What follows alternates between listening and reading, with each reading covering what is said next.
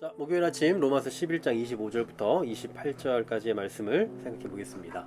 자, 25절에 먼저 형제들아 하고 부릅니다. 형제들아 너희가 스스로 지혜 있다면서 이 신비를 너희가 모르기를 내가 원하지 아니한다 라고 말하고 있습니다. 자, 스스로 지혜가 있다라고 말하지만 이 신비를 모르는 사람들이 있어요. 그러니까 하나님의 구원 계획에 대해서 무지한 그런 상태인 거죠. 자, 그런 상태에 처하지 않기를 바란다라고 말하고 있는 겁니다. 그러니까 바울은 여기서 그들이 알기 원하는 것은 뭐냐 하면 바로 신비예요. 신비. 여기서 말하는 이 신비란 예수님을 믿는 사람들 가운데서 특별한 사람들만 가진 어떤 그 신비적인 지식이 아닙니다.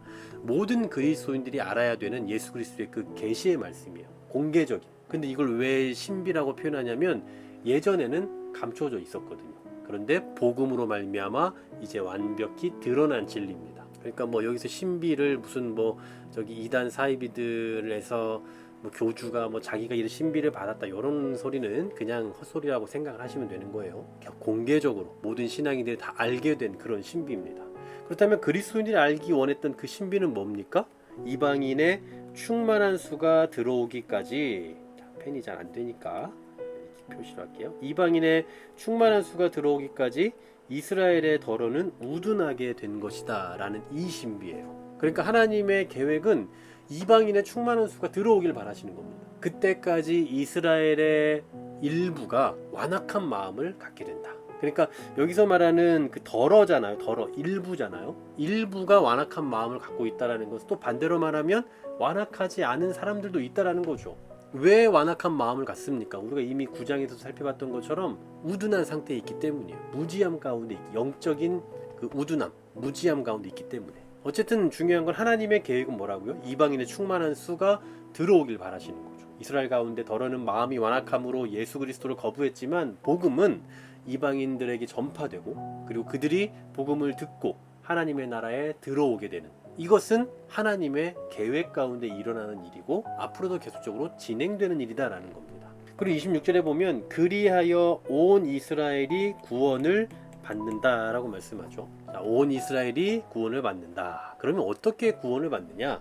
이제 26절, 27절에서 이 구약에서 기록된 말씀을 또 인용을 하고 있는데요. 자, 뭐라고 말씀합니까? 기록된 바 구원자가 시온에서 오사 야곱에게서 경건하지 않은 것을 돌이키시겠고 내가 그들의 죄를 없이 할 때에 그들에게 이루어질 내 언약이 이것이라 함과 같다라고 또 다시 구약을 인용합니다. 자, 하나님께서 보내신 구원자, 여기서 말하는 구원자는 누굽니까? 뭐 이제는 다 알죠. 예수 그리스도입니다. 예수 그리스도는 이미 구약에서 계시해 놓으셨고 또 기록해 놓으신 구원자세요. 그러니까 구약적인 관점에서 보면 신비죠. 감춰져 있는. 하지만 이제 신약의 관점에서 보면 이미 드러났기 때문에 더 이상 감춰진 것은 아닌 거예요. 자, 그러면 여기서 말하는 그들, 즉 이스라엘은 어떤 사람들인가? 28절에 보시면 복음으로 하면 그들이 너희로 말미암아 원수된 자요, 택하심으로 하면 조상들로 말미암아 사랑을 입은 자다. 완전히 상반되는 이야기를 하고 있습니다. 이스라엘은 복음으로 말하면 하나님께 완악한 마음으로 적의를 가지고 있었던 사람들이에요. 뭐 서로 그렇죠. 관계가 믿지 않는 유대인들에게는 예수 그리스도를 믿고 하나님을 섬기는 그 이방인 그리스도인들도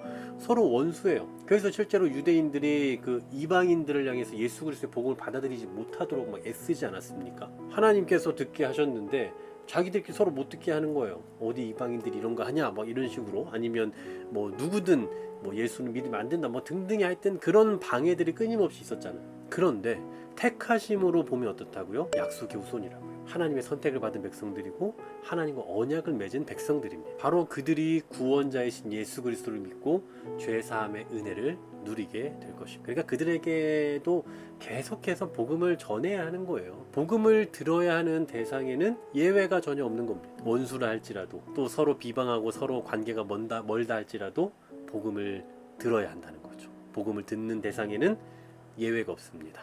여러분 주변에 혹시 이 사람은 정말 예수 믿을 것 같지 않아, 예수를 전하기 힘들어, 들을 것 같지 않아 등등의 어떤 편견 같은 것들이 있을 수 있잖아요. 이제 그런 것들을 다 내려놓고 복음을 듣는 데는 예외 대상이 없다 기억하면서 우리 주변에 하나님께서 붙여주신 그 복음의 대상들을 향해 오늘도 이 복음을 효과적으로 힘있게 증거하며 나아가는 우리 모두가 되시길 간절히 소망합니다. 하나님 감사합니다. 오늘도 복음을 전할 수 있는 자리로 우리를 부르신 줄 믿습니다.